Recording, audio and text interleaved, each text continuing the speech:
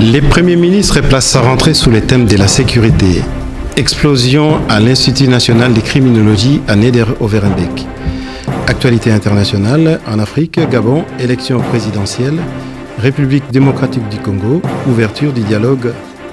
Sport, Formule 1, Nico Rosberg remporte un Grand Prix de Belgique mouvementé. Football, 5e journée de la Jupiler League. Madame, mademoiselle, messieurs, bonjour.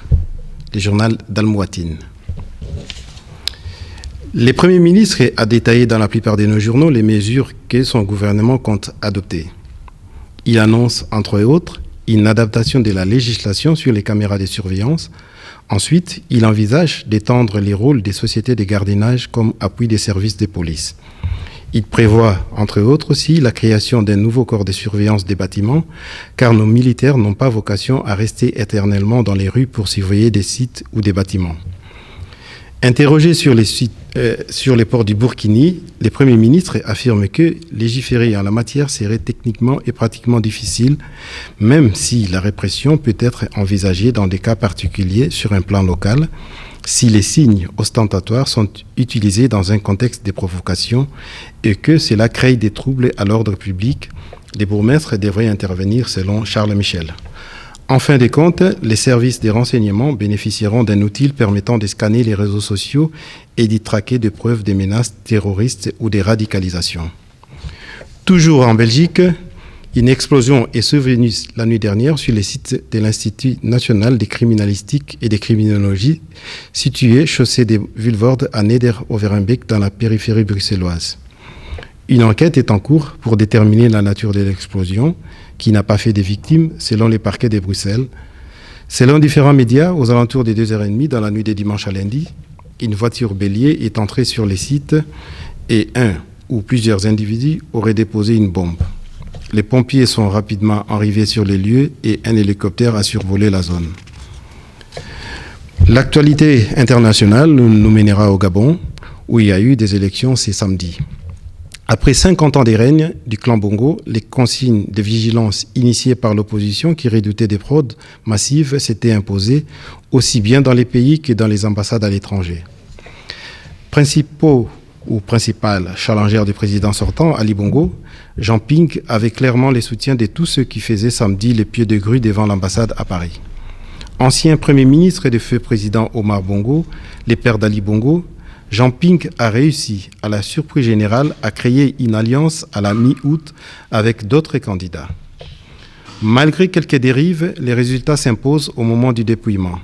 Paris a voté à plus de 70% pour Jean Ping.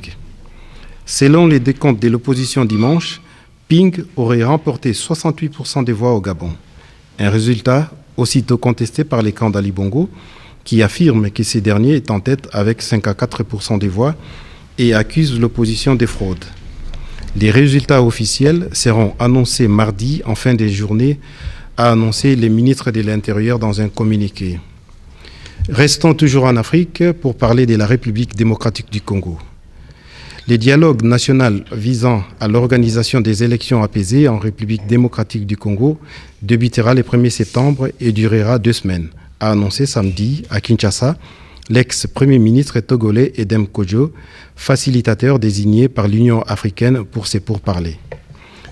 Une partie de l'opposition congolaise a participé aux travaux préparatoires au dialogue, tandis qu'un groupe réuni autour de l'opposant historique Étienne Tshisekedi a refusé d'y prendre part, récusant la légitimité de M. Kodjo. La présidentielle censée se tenir cette année en République démocratique du Congo est aujourd'hui hautement improbable et la tension monte à mesure qu'approche la fin du mandat du président Kabila, fixé au 20 décembre. L'opposition craint qu'il ne s'accroche au pouvoir, d'autant qu'au mois de mai dernier, la Cour constitutionnelle l'a autorisé à rester en fonction jusqu'à l'élection de son successeur. Pour notre page sportive, la Formule 1, Nico Rosberg a remporté un Grand Prix de Belgique assez mouvementé. Après 2 départs, une interruption et une course passionnante, c'est l'Allemand Nico Rosberg qui s'est imposé au Grand Prix de Belgique devant Daniel Ricciardo. Son équipier Lewis Hamilton a réussi l'exploit de terminer en 3e position et conserve ainsi la tête du championnat. Toujours en sport, Jupiler Pro League. Après 3 victoires et 2 matchs nuls, Charleroi est en tête du classement de la Jupiler League, suite à sa victoire, 3-2 contre Eupen. Voici les prévisions météorologiques de la semaine. Je vous remercie pour votre fidélité et vous fixe rendez-vous la semaine prochaine. Au revoir. Merci.